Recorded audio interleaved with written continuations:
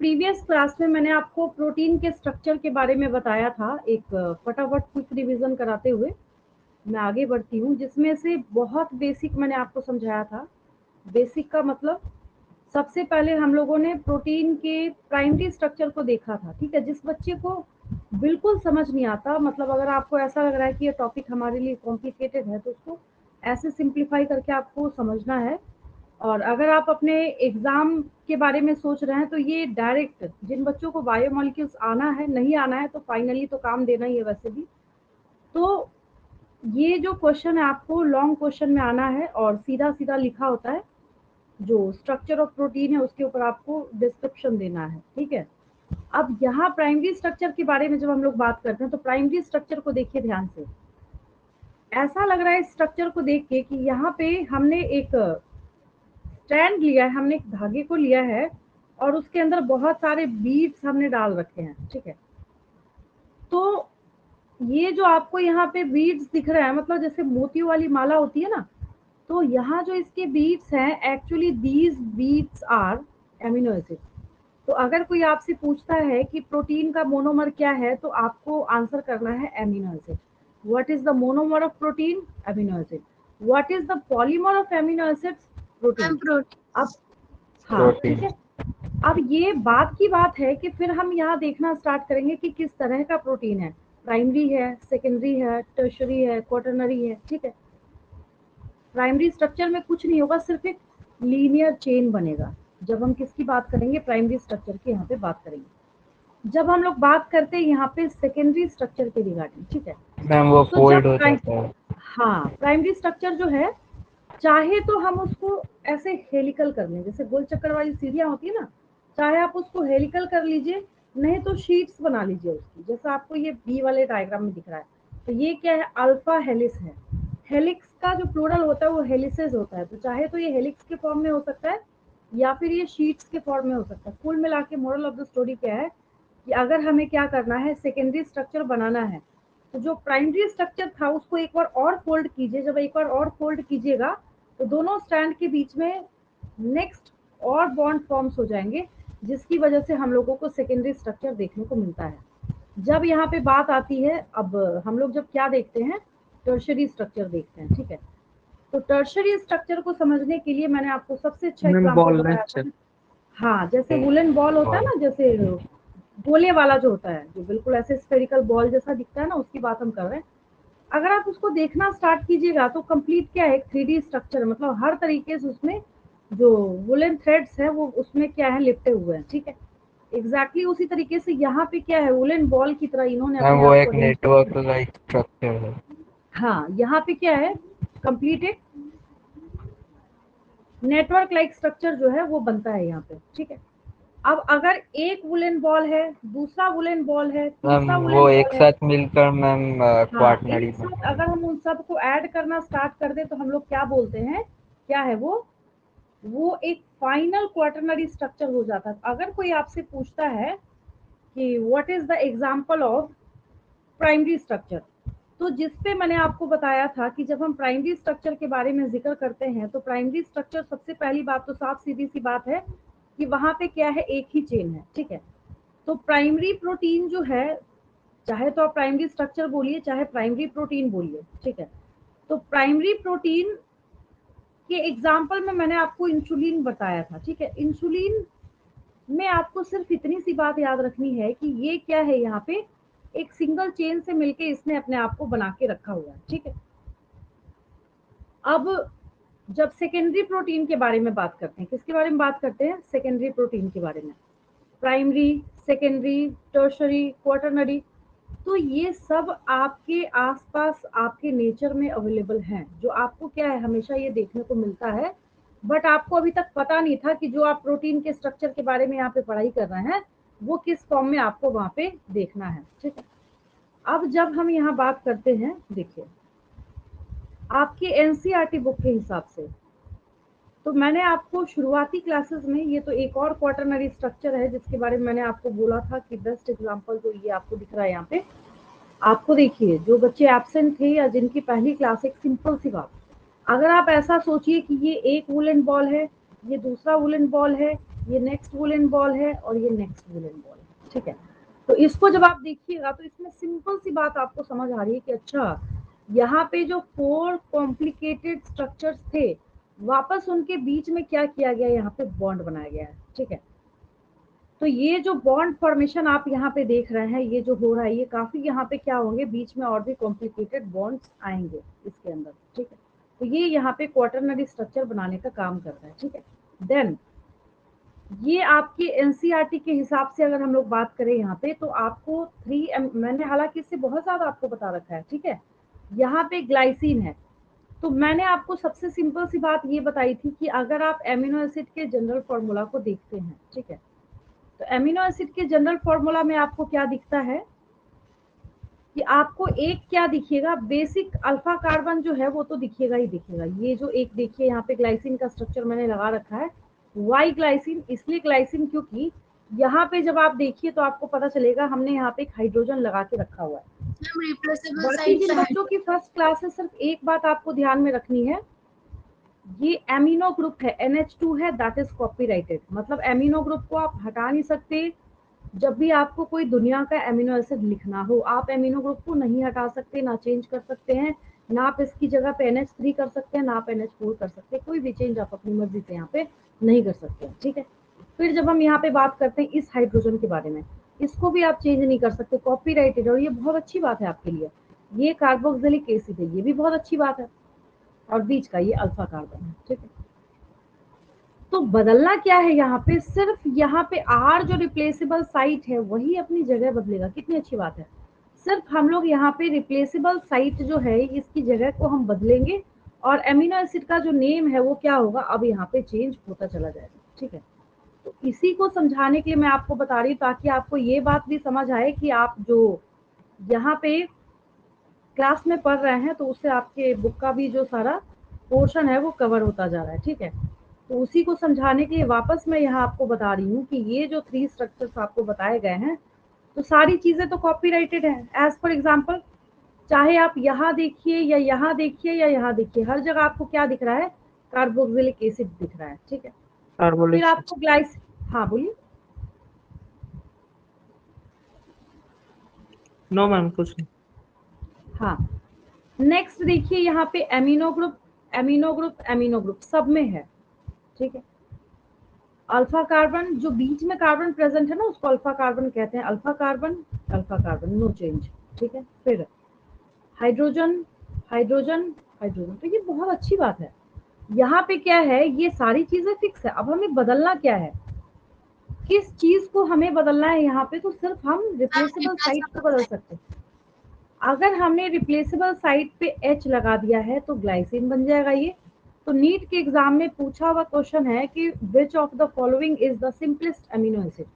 तो सिंपलेस्ट इसलिए बोलते हैं, पीरियोडिक टेबल में जब आप देखना स्टार्ट करते हैं, ग्लाइसिन। हाइड्रोजन, हाँ हाइड्रोजन से सिंपल क्या लेके आइएगा, हाइड्रोजन बेचारे के पास तो खुद ही इसका एटॉमिक नंबर क्या है, 1 है, ठीक है।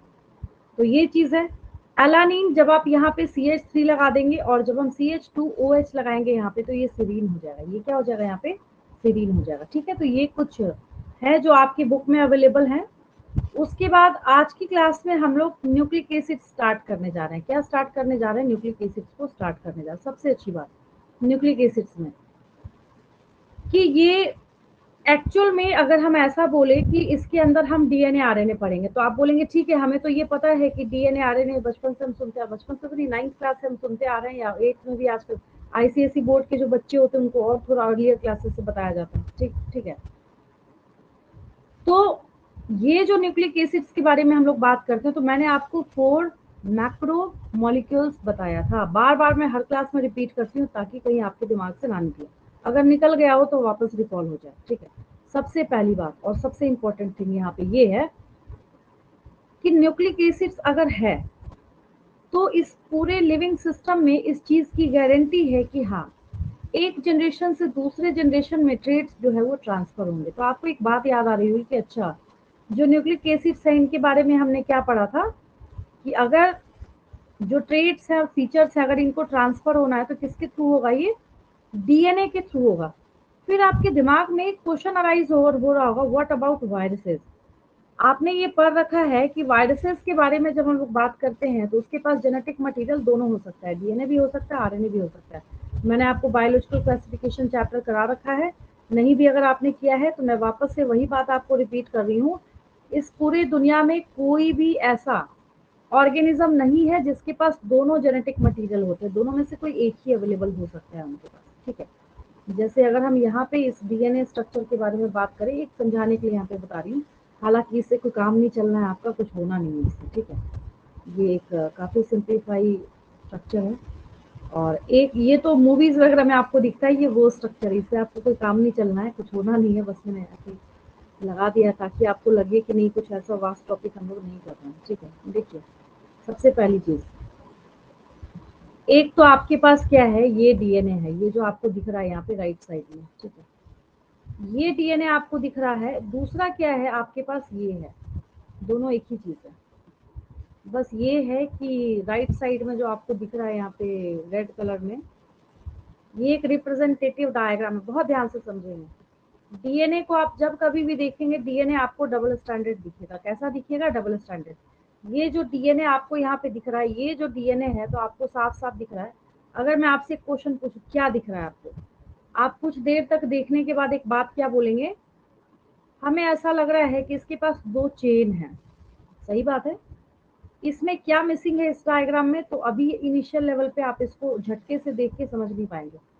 इस डायग्राम को देख के सबसे पहली चीज दिमाग में डालिए, अगर मैंने आपसे पूछा how many polynucleotide chains are present in a DNA, तो आपको वहां पे आंसर करना है ये एक चेन यहाँ पे चलता हुआ आपको दिख रहा है।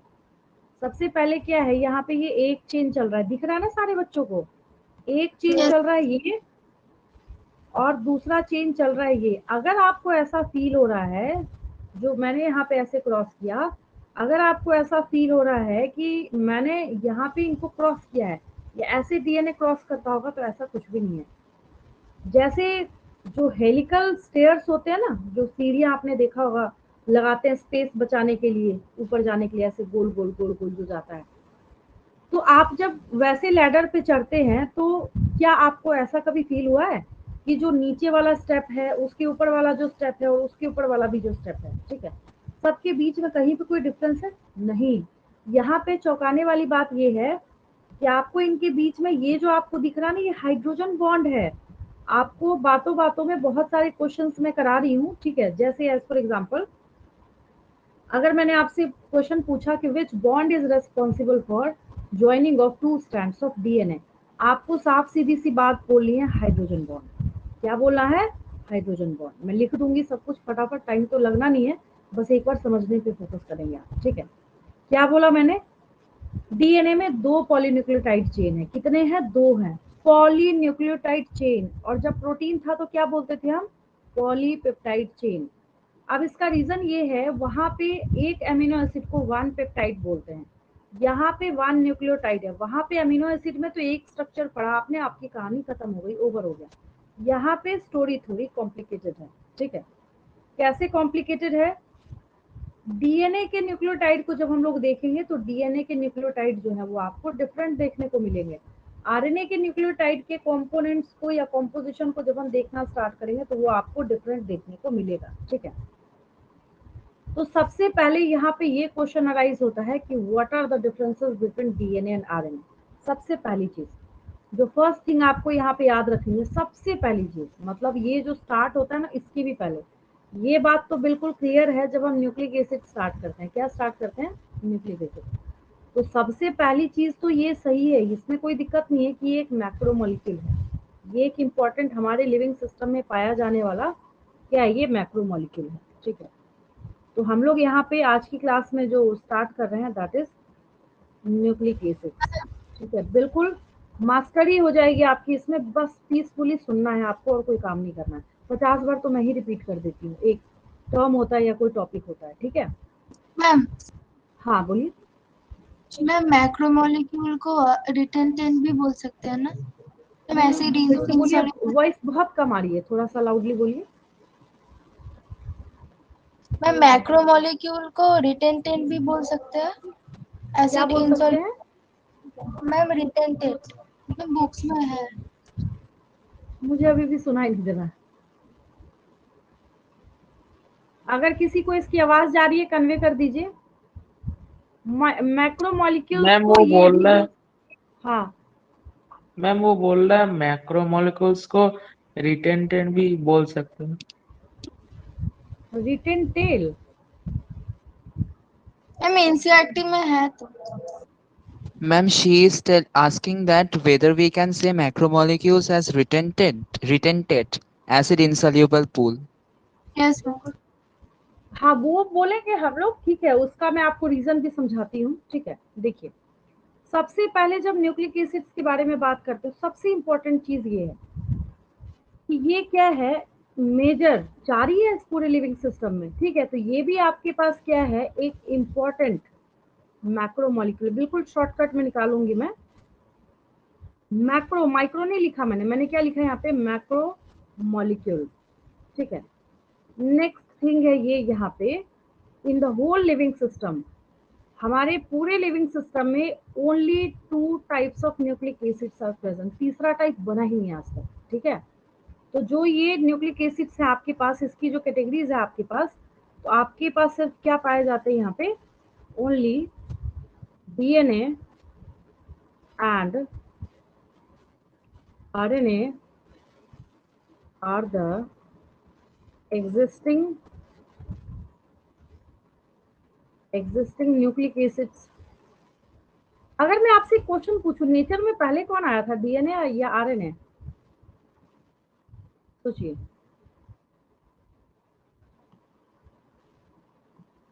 मतलब जब इवोल्यूशन हुआ था हमारे अर्थ का, तो उसमें पहले कौन आया था?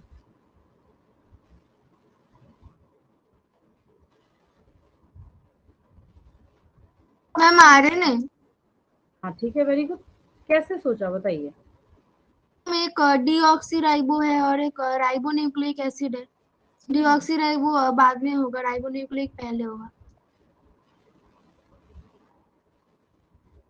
देखिए, आपके एनसीईआरटी में थोड़ा सा एक जगह बना हुआ है सेंट्रल डॉगमा। ठीक है, मैम आरएनए से डीएनए बनता है ना कभी कभी। हाँ, लेकिन रेयरली होता है, सिर्फ वायरसेस में होता है। जनरली नेचर में क्या होता है, इस वजह से बच्चे कंफ्यूज करते हैं इस पॉइंट में। जनरली हमारे पूरे लिविंग सिस्टम में क्या होता है, डीएनए आरएनए बनाता है, आरएनए डीएनए नहीं बनाता। आरएनए अगर डीएनए बनाएगा तो वो सिर्फ कुछ वायरसेस के अंदर फॉर्म करने का काम करता है। ऐसे तो हमारे पूरे लिविंग सिस्टम में मैम क्या, तब मैम अगर मैम बैक्टीरिया तो मैम सबसे एंशियंट ऑर्गेनिज्म है इस वर्ल्ड का, तो वो तो आरएनए से डीएनए बनाता है ना, तो मैम उसको उससे कह सकते हैं कि मैम आरएनए पहले आया था। वो भी रीजन है। एक आपने मिलर्स एक्सपेरिमेंट देखा होगा 10th क्लास में, याद है? एक और बताया था शायद मैंने क्लास में।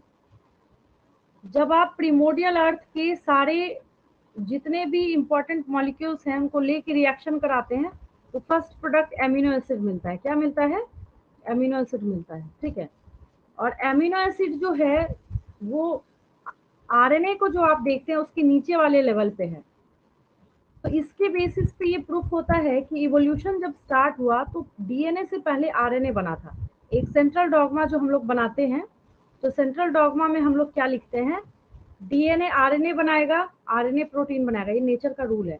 डीएनए आरएनए बनाएगा, आरएनए प्रोटीन बनाएगा। बार बार दिमाग में आप बिठा लीजिए, डीएनए क्या बनाएगा, आरएनए, और आरएनए क्या बनाएगा, प्रोटीन को बनाएगा। ठीक है, अब प्रोटीन क्योंकि एमिनो एसिड्स के बने होते हैं, तो ये जो प्रोटीन है, कुछ वायरसेस के केस में क्या होता है, जो आरएनए है वो डीएनए को बनाने का काम करता है। ठीक है, बट जो भी है, शुरुआत तो हुई ना, जो बेस है आपका यहाँ पे प्रोटीन है।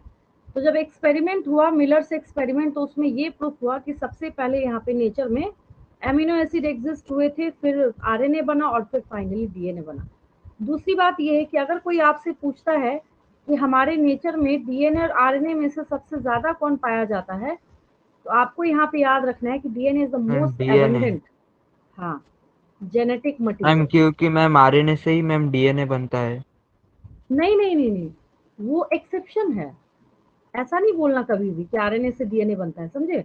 मैम देखिए, डीएनए से आरएनए बनता है मैम। यस, यही तो मैं बार बार रिपीट कर रही हूँ। नेचर का, हमारे नेचर मैम का रूल इसलिए क्या है, डीएनए अबंडेंट में है और आरएनए हाँ, लेस यही अमाउंट। क्योंकि हाँ, डीएनए ही आरएनए बनाएगा, इसलिए सेंट्रल मैम डॉग्मा। पर ये तो मैम गलत बात है मैम। आरएनए और डीएनए तो मैम इक्वल मात्रा में ही पाए जाते हैं, क्योंकि मैम वायरस में तो मैम आरएनए और डीएनए दोनों टाइप्स के ही होते हैं, और मैम हमारे बॉडी में भी मैम एसीआर और आरईआर होते हैं, और मैम ये डीएनए आप और सब ना आरएनए। उल्टा उल्टा पलटा करके क्या बोल रहे हैं सप्तर्षि। देखिए, हाँ, जब हम लोग चलेंगे उस टॉपिक पे तो मैं आपको बताऊंगी, आप काफी कंफ्यूज है इसमें, उल्टा पुल्टा करके बोल रहे हैं। एक सिंपल सा वो सब लॉजिक यहाँ पे चलाना ही नहीं है, साफ सीधी सी बात है। आपकी एनसीईआरटी में एक जगह थोड़ा सा ये बना हुआ है, इसलिए मैं रिप्रेजेंट कर रही हूँ, नहीं तो मेरा कोई मोटिव नहीं है इसको यहाँ करने का। देखिए, सबसे सिंपल सी बात ये है कि हमारे नेचर में ये रूल है कि जब कभी भी कहीं क्या होगा, डीएनए होगा, तो डीएनए क्या करेगा, आरएनए बनाएगा। अब डीएनए जब आरएनए बना रहा है तो इसका मतलब है कि हमारे लिविंग सिस्टम में ऑलरेडी ये मशीनरी अवेलेबल है कि क्या करेगी, डीएनए जो है वो आरएनए को बनाए और आरएनए क्या करे, प्रोटीन को बनाए। इसको हम लोग सेंट्रल डॉग्मा या ब्लूप्रिंट ऑफ द सेल कहते हैं। ये बस सिर्फ आपको इतनी सी बात दिमाग में रखनी है, ये जो है, ठीक है, इतनी सी बात आपको दिमाग में रखनी है, और आपको कुछ भी दिमाग में नहीं रखना। क्या बोला मैंने बोला है आपको, तभी मैं बार बार ये रिपीट कर रही हूँ, क्योंकि न्यूक्लिक एसिड्स हम लोग पढ़ ही रहे हैं। सिर्फ आपको इतना याद रखना है, अगर डीएनए है तब आरएनए बनेगा, अगर आरएनए है तो प्रोटीन बनेगा। अगर वायरसेस हैं तो सिर्फ कुछ वायरसेस के केस में हम लोग क्या देखेंगे, आरएनए जो है वो डीएनए बनाने का काम करता है, लेकिन आरएनए जो डीएनए बनाने का काम करता है ये एक्सेप्शनल है।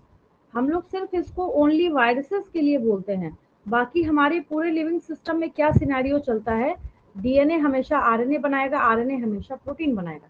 डीएनए अगर खुद डीएनए को बनाए, डीएनए अगर खुद डीएनए को प्रोड्यूस करे, जैसे मैं आपको cell cycle and cell division पढ़ाऊंगी तो उसमें साफ सीधी सी बात ये है, एक सेल है जिसके पास 46 क्रोमोसोम है, वो क्या करेगा, 2 सेल बनाने का काम करेगा। अगर माइटोसिस की बात करें तो बिल्कुल बराबर बराबर 46 क्रोमोसोम जो है दोनों को डिवाइड करके देगा। बट क्वेश्चन अराइज होता है कि हाउ इज इट पॉसिबल, तो ऐसे पॉसिबल है कि वो डीएनए क्या करेगा, अपना रेप्लिकेशन करेगा। रेप्लिकेशन बोलने का मतलब है सीधा वो डबल होके बैठता है सेल को 2 टुकड़े में डिवाइड करने के पहले, तो रेप्लिकेशन तो हो गया। अब ये डीएनए क्या करेगा, आरएनए बनाएगा, आरएनए क्या करेगा, प्रोटीन बनाएगा। साफ सीधी सी बात जो है मैं आगे जाके आपको पढ़ाने वाली हूँ। जब न्यूक्लियस के अंदर डीएनए आरएनए बनाने का काम कर चुका होता है, उसके बाद इस आरएनए को, जो न्यूक्लियस पोर आपने पढ़ा है, न्यूक्लियस पैक थोड़ी होके बैठा रहेगा, फिर अंदर की चीजें बाहर और बाहर की चीजें अंदर कैसे जाएंगी। फिर ये आरएनए जो है न्यूक्लियर पोर के द्वारा बाहर भेज दिया जाता है आगे की प्रोसेसिंग के लिए। ठीक है, सिंपल सी बात अभी आपको याद रखनी है, ज्यादा दिमाग इसमें नहीं डाइवर्ट करना है। तो ये आपका क्या है, DNA to RNA, RNA to protein, right series is this. ठीक है, बाकी अगर और आपको डिटेलिंग चाहिए तो हम लोग 12th में इवोल्यूशन चैप्टर में पढ़ेंगे। ठीक है, सिंपल सी बात अभी आपको ये याद रखनी है कि डीएनए जो है हमारे नेचर में मोस्ट अबंडेंट जेनेटिक मटेरियल है। कैसे ये मोस्ट अबंडेंट बन गया, क्योंकि हमारे पूरे नेचर के लिए जो अभी मशीनरी अवेलेबल है वो ये है कि जब हम ब्लूप्रिंट ऑफ द सेल या central dogma of the cell देखना स्टार्ट करते हैं तो उसमें क्या है कि डीएनए ही आरएनए बनाएगा और आरएनए ही प्रोटीन बनाएगा। वायरसेस का केस तो हम पढ़ नहीं रहे, और आपको ऐसे भी पता है कि वायरसेस को डिस्प्यूटेड टॉपिक आज भी और अभी भी माना जाता है, चाहे कोरोना ने इतनी तबाही मचा रखी है उसके बावजूद भी, क्योंकि बॉडी के बाहर है तो आप इसको क्रिस्टलाइज भी कर सकते हैं, बॉडी के अंदर है फिर ये इतनी तबाही मचाएगा कि अच्छा माइक्रोब जो है फेल है इसके सामने, है ना। तो ये बात है। तो डीएनए के बारे में जब हम लोग बात करते हैं तो DNA is the most abundant genetic material, क्योंकि हमने पहले लिख रखा है कि only DNA and RNA are the existing nucleic acids in the whole living system. ठीक है, और उसमें से मैंने जब लिख दिया कि डीएनए क्या है, इसमें से मोस्ट अबंडेंट जेनेटिक मटेरियल है, तो सवाल ये उठता है फिर आरएनए क्या करेगा। तो आरएनए जो है ये आपको सिर्फ कुछ वायरसेस में पाया जाता है। RNA is present as genetic material only in some viruses, सिर्फ कुछ वायरसेस में ही आपको मिलेगा ये genetic material, only in some viruses. ठीक है, ये हो गया आपका। लेकिन अब अगर ऐसे वायरस हैं तो इसको आपको पता है क्या टर्म देना पड़ेगा, ऐसे वायरस को हम रेट्रोवायरस बोलते हैं। क्या बोलते हैं? रेट्रोवायरस बोलते हैं। यहाँ मैं विद इन ब्रैकेट डाल देती हूँ, इसको आप लोग क्या बोलेंगे? रेट्रोवायरस। रेट्रोवायरस। मैं आपको दे दूंगी असाइनमेंट क्वेश्चन में what do you understand by retrovirus, तो आपको सिंपल सी बात लिखनी है, the virus which contains RNA as genetic material are known as retrovirus. याद हुआ सबको? क्या है रेट्रोवायरस? रेट्रोवायरस क्या है? आंसर कीजिए। Ma'am, RNA is present in only some viruses and those are called retrovirus. हाँ ठीक है, वेरी गुड। तो ये क्या हो गए यहाँ पे आपके रेट्रोवायरस हो गए, ठीक है। डीएनए की जब बात करते हैं तो डीएनए को अभी अभी आपने देखा कि डीएनए कैसा है, आपको दिखा अभी अभी डबल स्टैंडर्ड है, ठीक है। तो डीएनए के बारे में जब हम लोग बात करते हैं तो D for DNA, D for double standard, D for double standard. DNA जो है वो कैसा है? डबल स्टैंडर्ड है। स्टैंड मतलब धागा होता है ना, तो standard. DNA is Ma'am, double can you please standard. repeat the why? definition of retrovirus? क्या बोल रहे हैं, फिर से बोलिए। Yes, ma'am. Can you please repeat the definition of retrovirus? हाँ लीजिए, मैं लिख देती हूँ। द वायरस, यही लिख देती हूँ, the virus which contains, the virus which contains RNA as genetic material, as genetic material। अब ठीक है ना? Yes, ma'am. Thank you so much. हाँ चलिए, ये हो गया the virus which contains RNA as genetic material, ये हो गया आपका रेट्रोवायरस, है ना। बंद कर दिया हमने। और हाँ, हम लोग अब नेक्स्ट पॉइंट पे चल रहे थे। DNA is double standard while RNA is, RNA कैसा, मैं आरएनए भी शो कर देती हूँ आपको, while RNA is single standard. ये आपको जब भी दिखेगा तो सिंगल स्टैंडर्ड दिखेगा आपको, ठीक है। अब हम लोग चलेंगे किसके ऊपर? आरएनए तो है ही सिंगल स्टैंडर्ड। सवाल ये उठता है कि जैसे अभी अभी आप डीएनए को देख रहे थे, ठीक है, और आरएनए तो है सिंगल स्टैंडर्ड, तो फिर आखिर इसकी यूनिट क्या है? जब इसके बारे में, इसके यूनिट के बारे में हम बात करते हैं तो इसके यूनिट को हम देखेंगे कैसे, समझेंगे कैसे, ठीक है। तो सबसे पहली बात आपको ये समझना है यहाँ पे कि अगर हम आरएनए के स्ट्रैंड को देखते हैं, ठीक है, एक हम लोग इमेज निकालते हैं इसको समझने के लिए।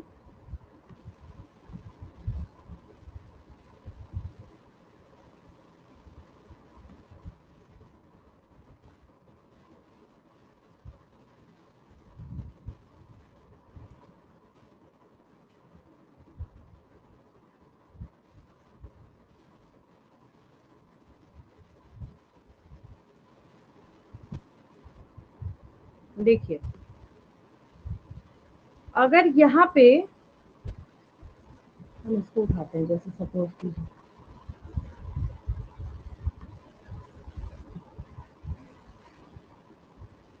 एक रफ इमेज हमने लिया है समझने के लिए, ठीक है।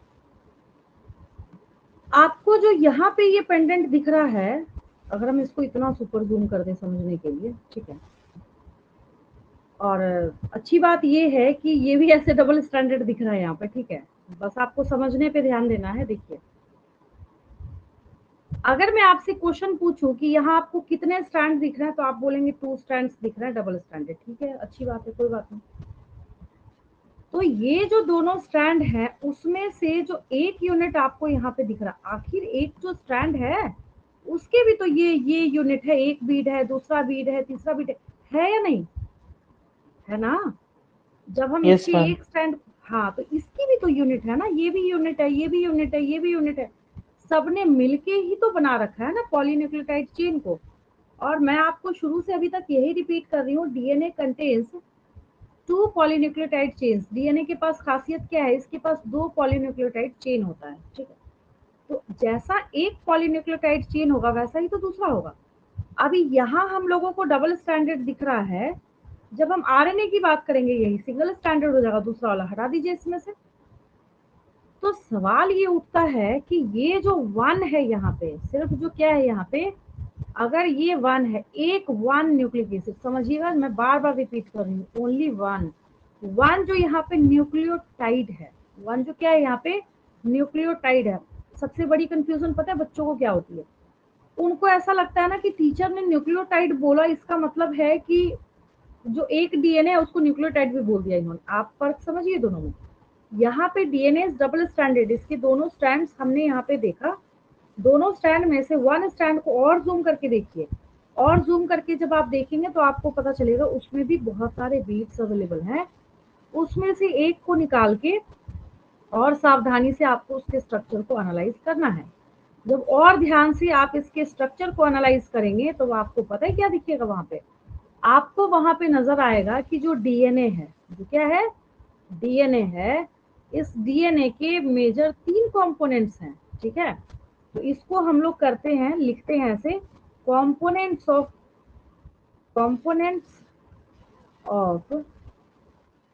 One nucleotide of DNA. Components of one nucleotide लिखा है मैंने, मैं बार बार रिपीट कर रही हूँ, ये नहीं समझना है कि पूरा डीएनए का इकट्ठे लिख दिया मैंने।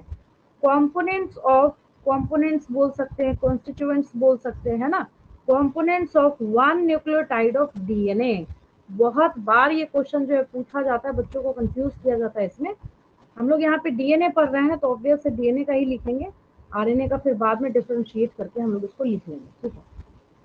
सबसे पहली बात, जब डीएनए के कंपोनेंट्स को हमें लिखना है तो इसके लिए ना मैं बच्चों को एक ट्रिक बताती हूँ। क्या ट्रिक बताती हूँ सो भी देख लीजिए। मैं बच्चों को ट्रिक बताती हूँ, आप याद रखिए। बी कहाँ गया ये लिखने वाला, किधर लिख रहा है ये, हाँ ये रहा बी, उसके बाद एस पी। पहले तो आप ये ट्रिक याद रखिए, BSP, बेस शुगर फॉस्फेट। याद हुआ सबको? Base nitrogenous base, nitrogenous base होगा वो, क्योंकि सब में नाइट्रोजन प्रेजेंट होता है, सबके स्ट्रक्चर में। तो nitrogenous base sugar and phosphate. क्या बोला मैंने? Nitrogenous base sugar and phosphate. UP की एक पार्टी है ना, बहुजन समाजवादी पार्टी। यूपी की एक नाइट्रोजनस पार्टी है ना, शुगर नाम होगा। सुना होगा आपने, बहुजन समाजवादी पार्टी। तो यहाँ पे बहुजन समाजवादी पार्टी, ठीक है। BSP याद रखेंगे, उसे याद रहेगा आपको, ये हमें ऐसे एग्जाम्पल दिया था टीचर ने, ठीक है। तो ये क्या है यहाँ पे आपका, पहले तो ऐसे समझाने के लिए, याद कराने के लिए मैं बच्चों को लिख देती हूँ। आप लिख लीजिए पहले बेस, फिर हम इसको आगे एक्सपेंड करेंगे क्या है, कैसा शुगर है, और देन यहाँ पे क्या हो गया, फॉस्फेट हो गया। याद हो गया सबको? यस और नो? याद हुआ सबको? Yes ma'am. Yes ma'am. हाँ। तो इसके कंपोनेंट में सबसे पहला जो मैंने यहाँ पे, सबसे फर्स्ट जो मैंने आपको बताया है वो है नाइट्रोजनस बेस। क्या है ये? Nitrogenous base. Why nitrogenous? आप जितने स्ट्रक्चर देखेंगे नाइट्रोजनस बेसिस के, अभी मैं और डिटेलिंग पे आ रही हूँ, आपको घबराने की जरूरत नहीं है, ठीक है। नाइट्रोजनस बेस, ठीक है, एक ही न्यूक्लियोटाइड का हम लोग देख रहे हैं, ठीक है, वन न्यूक्लियोटाइड का। नेक्स्ट हमारे पास दूसरा जो है यहाँ पे नंबर 2 इज, हम लोग क्या देखेंगे यहाँ पे, शुगर देखेंगे। दूसरा क्या है हम लोगों के पास, शुगर है, ठीक है। अब सवाल ये उठता है कि भाई डीएनए है तो कैसा शुगर होगा? डीएनए है तो डीऑक्सी राइबोज शुगर होगा। कैसा होगा? डीऑक्सी राइबोज शुगर, ठीक है। आरएनए होगा आगे जाके, अभी आरएनए के बारे में हम डिस्कस नहीं कर रहे। आरएनए होगा तो हम डीऑक्सीराइबोज की जगह हम राइबोज शुगर कर देंगे, बट अभी क्या है, इसके पास डीऑक्सीराइबोज शुगर प्रेजेंट है। अगर मैंने आपसे क्वेश्चन पूछा which type of sugar is present in DNA, the answer is deoxyribose sugar. Mention the most abundant, हाँ, mention the most abundant genetic material in nature, DNA. How many polynucleotide chains are present in a DNA? 2 polynucleotide. What is the unit of nucleotide chain? Nucleotide. Polynucleotide chain की unit क्या है? Nucleotide. What are the components of nucleotide? One nucleotide of DNA, nitrogenous base, sugar and phosphate. ठीक है। तो ये phosphate जो है यहाँ पे थर्ड वन जो है, inorganic phosphate यहाँ प्रेजेंट है। रहा आपका inorganic phosphate, IP लिखते हैं शॉर्ट में इसको, इनऑर्गेनिक फॉस्फेट, ठीक है। ये पहले आपको क्या करना है, इसके कंपोनेंट्स जो है कितना इंपॉर्टेंट है आपको मैं बता नहीं सकती, मतलब इसकी कोई एक्सप्लेनेशन नहीं है कि कितना इंपॉर्टेंट है। रीजन ये है कि आगे जाके बच्चों को पहली बात तो ये तो समझ नहीं आएगा, ये उनको समझ नहीं आता कि इम्पोर्टेंट है कितना। बस वो क्या करेंगे, आगे जाके रटना स्टार्ट कर देंगे, तो रटने से काम तो चलना नहीं है। तो सबसे पहली बात आप अपने दिमाग में ये बिठा लीजिए कि जब हम इसके कंपोनेंट्स के बारे में बात करते हैं तो यही है, चौथा नहीं है कोई। सबसे पहली बात, जो components of one nucleotide of DNA है वो बस यही है सबसे पहली चीज। बाकी सारी चीजें सेकेंडरी है, बाकी तो आपको मतलब ऐसे आराम से यूं चुटकी बजाते हुए याद होगा, ठीक है। पहले ये है, हालांकि आप तो साथ में लिखते हैं, बहुत अच्छी बात है, स्क्रीनशॉट ले लीजिए इसका, मैं आगे बढ़ रही हूँ, ठीक है। नोटेड। हाँ ठीक है, वेरी गुड। याद हुआ सबको? Nitrogenous Yes, base yes, sugar ma'am. Phosphate. चलिए वेरी गुड। अब सवाल ये उठता है, अब हम लोग देखेंगे, ये तीनों पे आएंगे वन बाय वन करके, आपको घबराने की जरूरत नहीं है। पहले तो मैंने आपको, सोचिए हम पोस्टमार्टम कर रहे हैं डीएनए का। पहले हमने क्या देखा? डबल स्टैंडर्ड है। फिर हमने क्या देखा? One stand. फिर हमने क्या देखा? उसमें भी वन बीट। फिर हमने क्या देखा? उसके उसके कंपोनेंट कौन कौन से? Nitrogenous base sugar phosphate, nitrogenous base sugar and phosphate. अब नाइट्रोजनस बेसेस के बारे में बात करते हैं, ठीक है। तो नाइट्रोजनस बेस हम किसका देखेंगे? तो डीएनए का देखेंगे। डीएनए का पढ़ रहे हैं तो डीएनए का देखेंगे, ठीक है। जब हम इसके नाइट्रोजनस बेसिस के बारे में बात करते हैं, मतलब जब हमें ये देखना है कौन कौन से स्पेसिफिक जो नाइट्रोजनस बेसिस है वो प्रेजेंट है किसमें? डीएनए में, ठीक है। नाइट्रोजनस बेसिस इन डीएनए हमेशा कैपिटल्स में ही सब लिखते हैं। अगर आप सोचिएगा रनिंग में ऐसे शॉर्ट में लिख देते हैं तो गलत हो जाएगा। ऐसे ही डीएनए को रिप्रेजेंट ही किया जाता है क्योंकि इसका एब्रिविएशन भी है। तो इसमें अब हम देखना स्टार्ट करेंगे आखिर कौन कौन से नाइट्रोजनस बेसिस इसमें प्रेजेंट है। आगे जाके जब मैं आपको जेनेटिक्स पढ़ाऊंगी, जब आप 12th क्लास में पढ़ेंगे, बार बार हम लोग शॉर्ट में उसको क्या करते हैं, ऐसे बोलते हुए निकालेंगे, ए सी जी सी, एटीजीसी एटीजीसी एटीजीसी, और जल्दबाजी में बोलना है, कौन बोलने जाए एडेनिन थायमिन गुआनिन साइटोसिन, रट जाएगा आपको, जुबान पे बैठ जाएगा आपको बिल्कुल, ठीक है। अभी आपको लग रहा होगा हम सीख रहे हैं, क्या पढ़ लिया हमने, कैसे पढ़ लिया हमने, बट आगे जाके ऑटोमेटिकली आपको कोई एफर्ट भी नहीं लगाना पड़ेगा, इतनी प्रैक्टिस होगी कि ऑटोमेटिकली आपको याद हो जाएगा। तो पहला जो नाइट्रोजनस बेस हमारे पास यहाँ पे है, ADENINE, दैट इज एडेनिन। क्या बोलते हैं हम लोग इसको?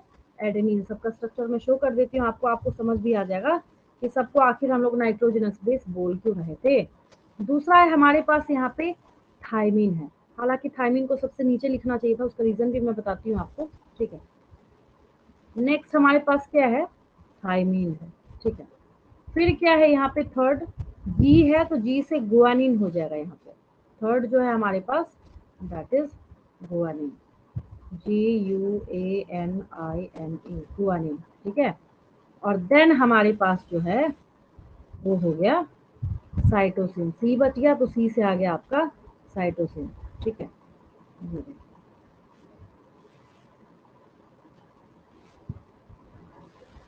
Fourth one is cytosine. अब आप जब एनसीईआरटी बुक को ध्यान से देखेंगे, बुक को देखना क्या है ध्यान से, वैसे भी आता ही है इसके अंदर, तो पढ़ना ही पड़ेगा आपको, आगे केमिस्ट्री में भी पढ़ना है आपको, ठीक है। तो यहाँ पे एक साइटोसिन बचा, पहले इसको लिख लेते हैं, उसके बाद हम लोग बात करते हैं आगे, ठीक है। छोटा रह गया, ये हो गया साइटोसिन।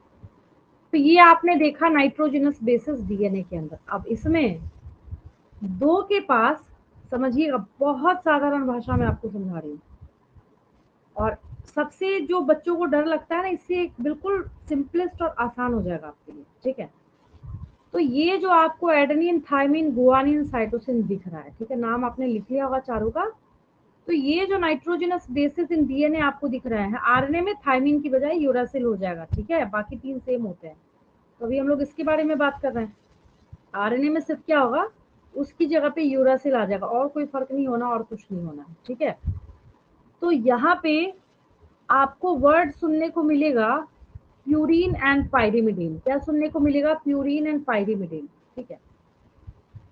अब आपको यहाँ पे जितने स्ट्रक्चर दिख रहे हैं, इसमें से जब हम लोग आगे बात करते हैं, जो मैंने बोला था अभी आपको कि हमें थायमिन को सबसे नीचे लिखना चाहिए था, उसका रीजन क्या है? तो पहले जो सबसे फर्स्ट थिंग जो आपको दिमाग में बिठानी है, सो देखिए, आपकी सबसे बड़ी क्वेरी है ना, जो आप मेरे से बार बार क्लास में पूछते हैं, ठीक है। एक आधा मैं ट्रिक करके आपको बताती हूँ कैसे याद होता है, देखिए, उसके बाद अपने आप आपकी प्रॉब्लम सॉल्व हो जाएगी। देखिए, जो हर क्लास में आप पूछते हैं, हाँ, ये सब स्ट्रक्चर जो है ये आपको याद करना है, कैसे पूछा जाता है नीट के एग्जाम में, मैं आपको बता भी देती हूँ। देखिए, आपको यहाँ पे एडेनिन का स्ट्रक्चर दिख रहा है, ये एडेनिन है, ठीक है। तो इस एडेनिन के स्ट्रक्चर में आपको साफ साफ यहाँ पे दिख रहा है कि ये इसका क्या है, स्ट्रक्चर है, ठीक।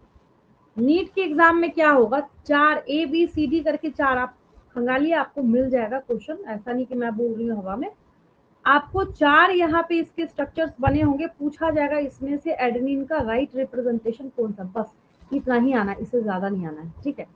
मैं एक ना एडेनिन आपको याद करा के सिखाती हूँ कैसे याद होता है, ये जो आपको डर लगता है ना इससे ऑर्गेनिक पार्ट से, तो मैं आपको सिखाती हूँ याद कैसे होता है, ठीक है। हाँ, उसके पहले मैं एक चीज बता दूं, देखिए, अगर मैं आपको बोलूं कि आप इसको ना ऊपर वाले एडेनिन गुआनिन को और नीचे वाले पायरिमिडिन को ध्यान से देखिए और मुझे बताइए क्या बताना चाहते हैं, ऊपर और नीचे वाले में क्या डिफरेंस है, तो क्या बोलेंगे आप, बताइए, सोचिए, दिमाग लगाइए अपना। मैम नीचे में ऑक्सीजन है, ऊपर में नहीं है।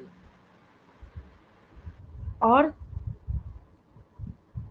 ऑक्सीजन तो ऊपर भी है लगा हुआ, और हाँ मैम, एक में है एक में नहीं है। मैम नीचे में NH है, ऊपर में NH2। और देखिए, वॉल्यूम तो यहाँ मेरा 100% ही है, बट आपकी वॉइस बहुत रह रहा के कम आती है। लाउडली बोलते हैं तो आती भी है, लाउडली अच्छी वॉइस भी आती है, ऐसा नहीं आती, बहुत धीमी धीमी आवाज आती है। देखिए, नीचे सबसे वाले में सिंपल सभी चीज, में ऑक्सीजन है, ऊपर वाले में सभी में ऑक्सीजन नहीं है, सिर्फ। देखिए एक ना सिंपल सी बात बस याद रखिए, ठीक है। ये तो आप लोग जो वो न्यूज़पेपर में नहीं आता अंतर ढूंढिए, आता है ना ऐसे करके लिखा होता है हिंदी में, 2 फोटोज बनी होती है, आप लोग तो वो काम करने लगे यहाँ पे। सिंपल सी बात देखिए, एडेनिन और गुआनिन में 2 रिंग है, यस और नो, दिख रहा है यस सबको, मैम। आगे जाके यस मैम, पूछा नीचे जाएगा। वाले में एक ही रिंग है। यस, नीचे वाले में तीनों में सिंगल रिंग है, यही मैं पूछना चाह रही हूँ सबसे।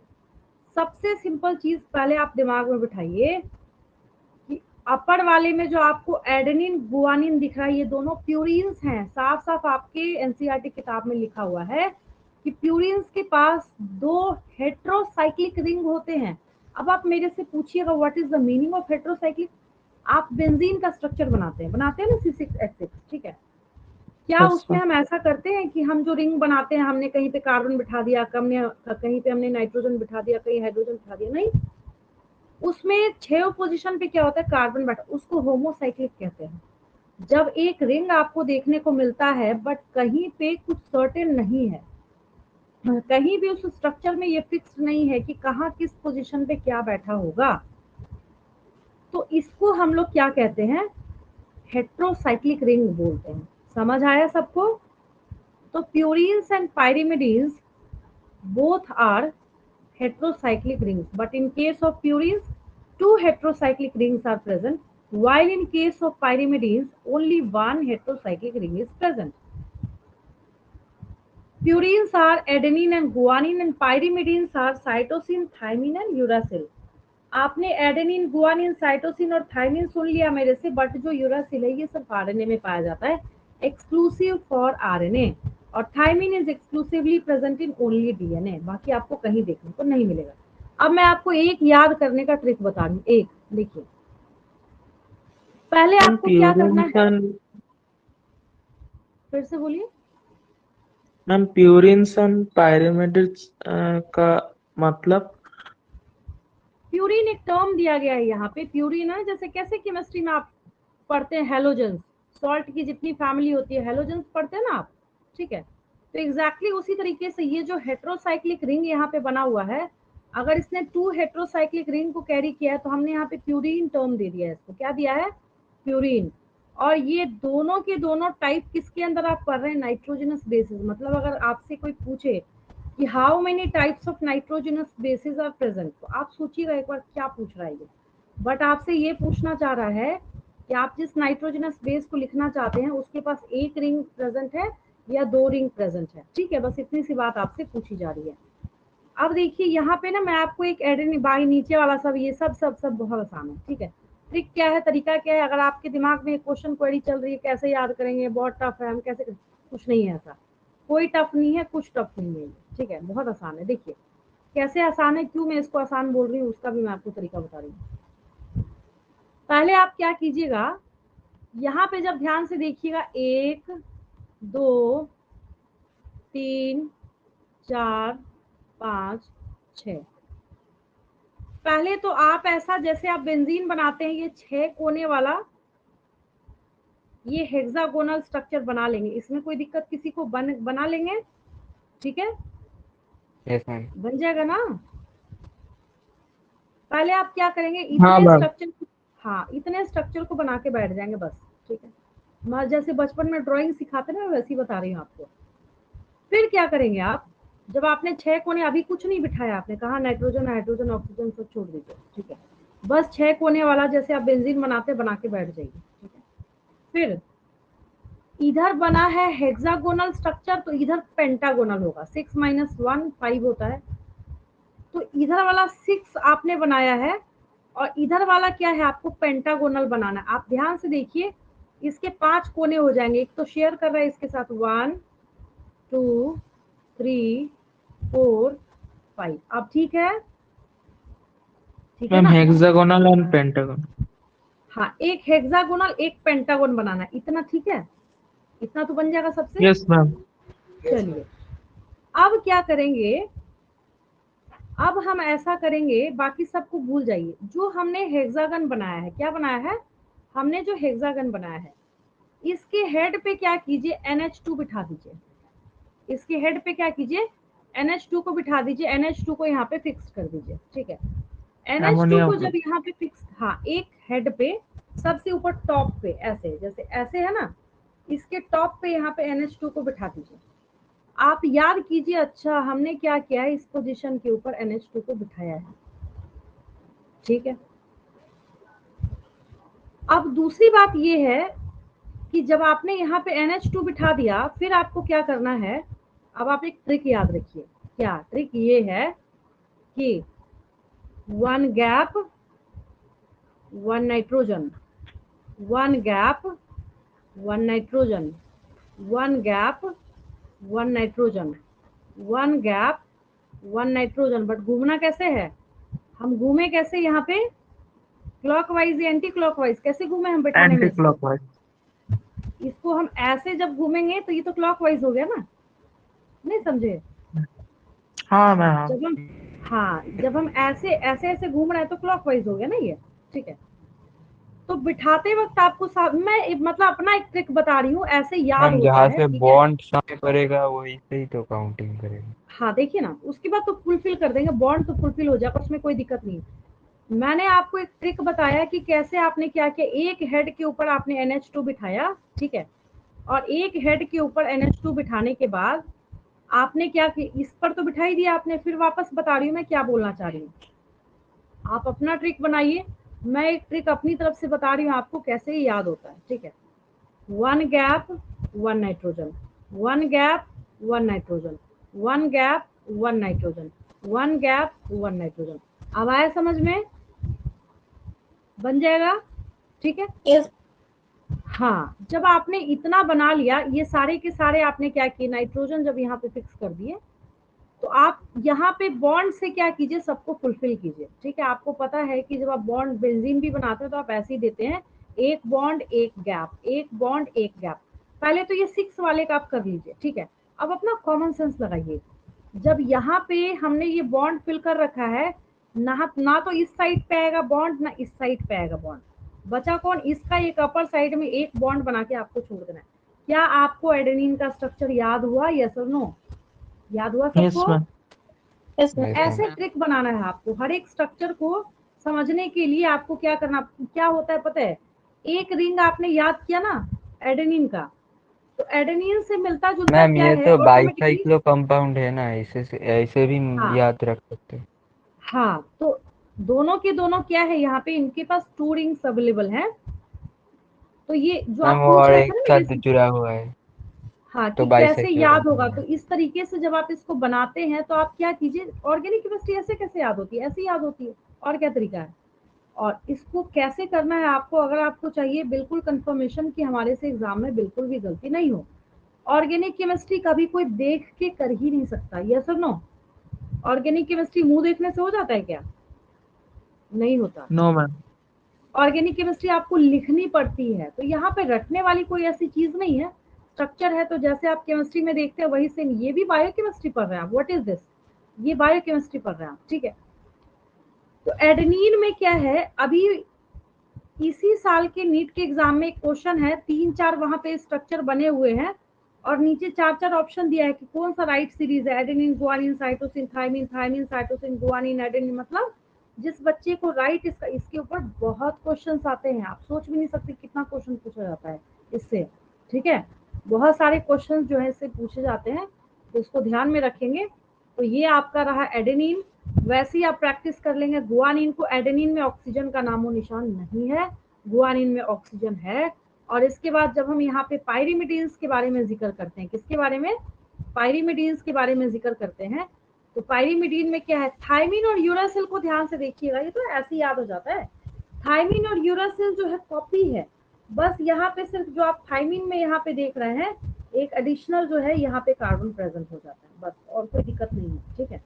और ये आपका एक बच गया यहाँ पे, कौन है, साइटोसिन में तो खैर एमिनो ग्रुप की पोजीशन ही चेंज हो गई है, हेड पे जाके बैठ गया। तो ऐसे करके ना थोड़ा सा एक बार एनालिसिस करके पांचों को एक साथ लेकिन कंपेयर करते हुए, जैसे आपने कॉलम बनाया 1 2 adenine, guanine, cytosine, thymine, uracil, पांचों को 5 टाइम लिख लेंगे। आप कोई भी काम कर रहे हैं, टीवी देखने बैठे कोई काम कर रहे हैं, तो आप उस टाइम लिख लीजिए इसको, आपको हमेशा के लिए याद हो जाएगा। जरूरी नहीं है कि बैठ के आपको रटने का ही काम करना है, ठीक है। तो मैंने आपको ये भी तरीका सिखा दिया कि ये जो स्ट्रक्चर आपको यहाँ पे दिख रहा है, इसको आपको तैयार कैसे करना है, ठीक है। तो यहाँ पे ये जो नाइट्रोजनस बेसिस आप यहाँ पे देख रहे हैं, ये सारे नाइट्रोजनस बेसिस, अगर हम यहाँ पे बात करें, ये रहा आपका adenine, guanine, cytosine and thymine. तो एडेनिन, गुआनिन, साइटोसिन, थाइमिन, ये सब के सब नाइट्रोजनस बेसिस जो है ये किसके हैं, तो एडेनिन, गुआनिन, साइटोसिन, थाइमिन, ये सारे नाइट्रोजनस बेसिस आपके डीएनए के हैं। सिर्फ थाइमिन को रिप्लेस करके जो यूरासिल है, यहाँ पे सिर्फ यूरासिल जो है ये कहाँ पे आ जाएगा, आपका आरएनए के केस में आ जाएगा। बस इतना सा फर्क है, और कोई यहाँ पे डिफरेंस जो है वो नहीं है, ठीक है। और अब अगर हम शुगर के बारे में बात करें, किसके बारे में बात करें, शुगर के बारे में, तो वो भी मैं आपको शो कर देती हूँ। यहाँ पे 2 टाइप के जो नेचर में शुगर पाए जाते हैं, उनको जब हम लोग यहाँ पे देखना स्टार्ट करेंगे, तो ये देखिए, पहले तो नाइट्रोजनस बेस क्रिस्टल क्लियर हुआ बिल्कुल कि कौन सा नाइट्रोजनस बेस कहाँ पे कैसे अवेलेबल है। ये देखिए, पहले तो हमने ये देखा कि कौन कौन से, अगर हम बैक जाते हैं, हम जैसे आए थे ना चल के घर से, आप जहाँ गए फिर वापस जब लौटना स्टार्ट कीजिएगा, उसमें आपने क्या देखा, जो 1 न्यूक्लियोटाइड है आपके पास, ठीक है। 1 न्यूक्लियोटाइड के 3 बेसिक कंपोनेंट्स है, कौन कौन सा, नाइट्रोजनस बेस है, शुगर है, फॉस्फेट है।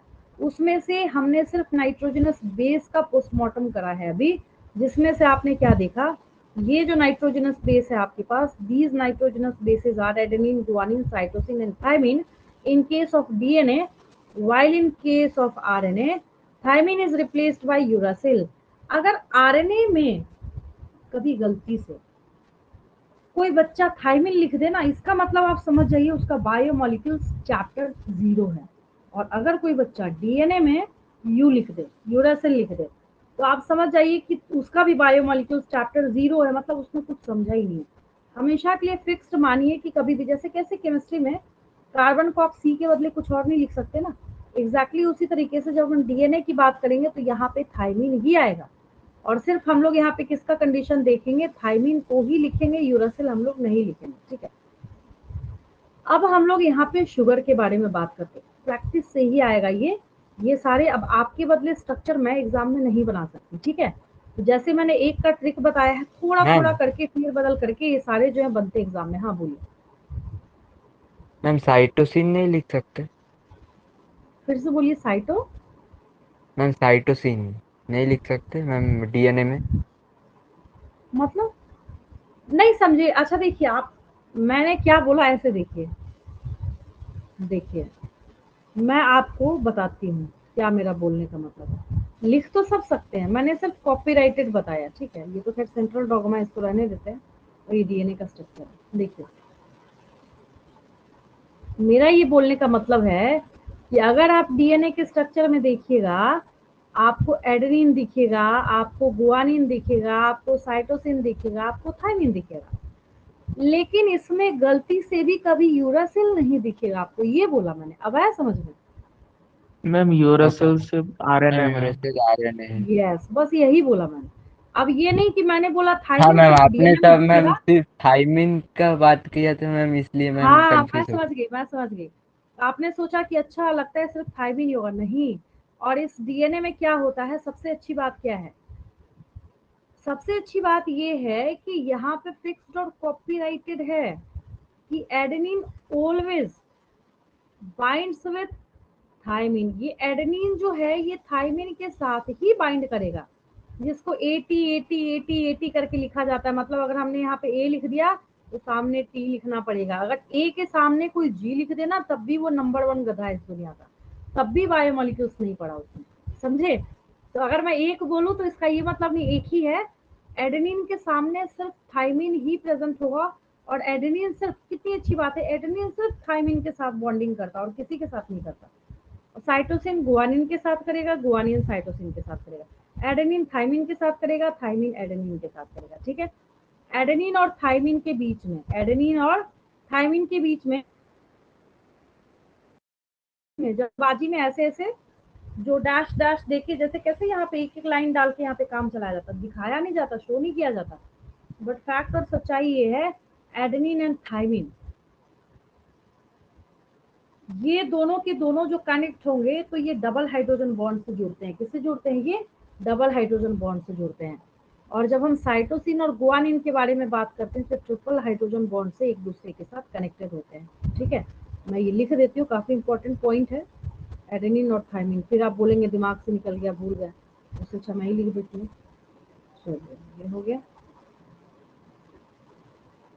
फिर हम लोग शुगर के बारे में देख रहे थे, वो तो डिस्कशन कर ही लेंगे। इसके बाद के पेज पे लिख देती हूँ, इसी से कंसर्न रहिए। इसके बाद भी लिख सकते हैं हम लोग। हाँ, यहीं पे है तो यहीं कर देती हूँ सबसे अच्छा, ताकि आपको पता चले कि हाँ इसी से कंसर्न है।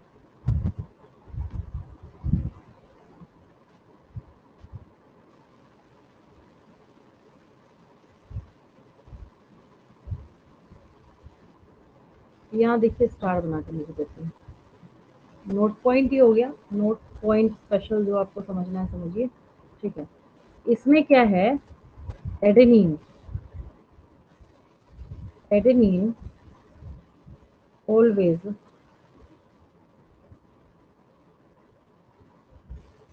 Binds with thymine, THYMINE। Adenine always binds with thymine, हमेशा कॉपीराइटेड है ये, by double hydrogen bond.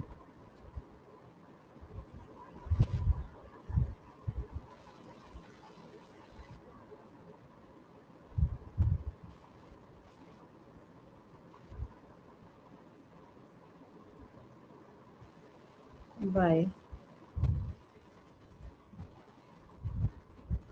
Double hydrogen bond. ठीक है, इस इन दोनों के बीच में क्या होगा, डबल हाइड्रोजन बॉन्ड होगा। और जब हम बात करेंगे यहाँ पे साइटोसिन और गुआनिन के बारे में, साइटोसिन ऑलवेज बाइंड्स विद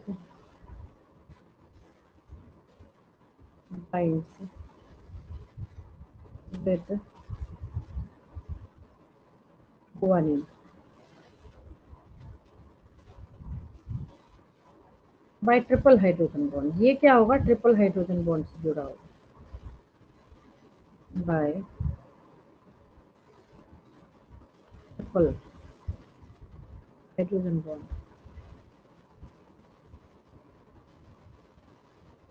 याद रहेगा, ये दोनों जो है ये ट्रिपल हाइड्रोजन बॉन्ड से जुड़ा होता है। बस हम लोग डीएनए का, अगर आपको कभी लगे ना कि डीएनए का जो स्ट्रक्चर हमें दिख रहा है इसमें अवेलेबल नहीं है, दिख नहीं रहा, उसमें बनाया नहीं जाता है। जल्दबाजी में क्या किया जाता है, एक डैश डैश बीच में डाल के काम चला लिया जाता है, बट होता यही है, सच्चाई यही है। ठीक है, देखिए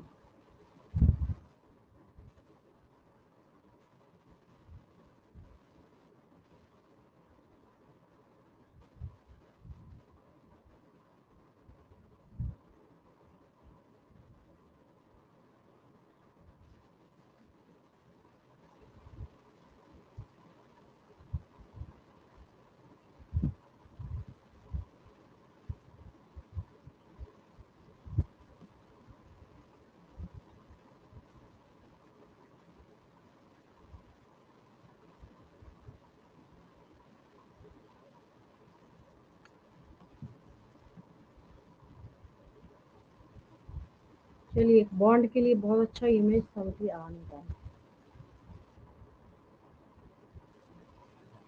सही हो जाएगा हालांकि, डबल और ट्रिपल नीचे कैसे होगा।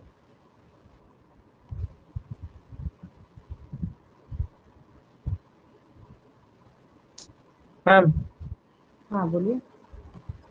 मैम बोल लो, आरएनए में तो सब कुछ सेम होता है, सिर्फ थायमिन की जगह यूरेसिल होता है।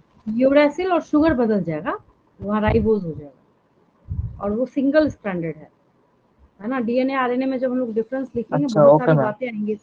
हाँ, बदल जाएगा। एक और ट्राई करती हूँ, नहीं आया तो कोई बात नहीं, आया तो बहुत अच्छी बात है।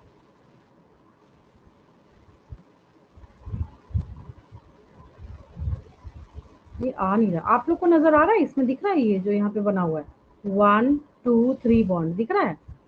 ये एडेनिन है, मतलब ये गुआनिन है, और ये साइटोसिन है। तो इन दोनों के बीच में क्या है, यहाँ पे ट्रिपल हाइड्रोजन बॉन्ड है। मैं यही शो करना चाह रही थी, बट ये आ नहीं रहा है इसका कभी कभी ना। कोई बात नहीं, चलिए।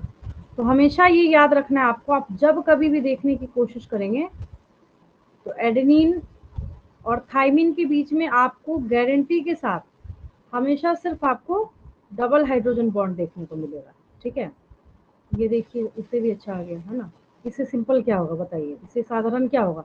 अभी अभी तो स्ट्रक्चर देखा आपने सबका, है ना। ये देखिए,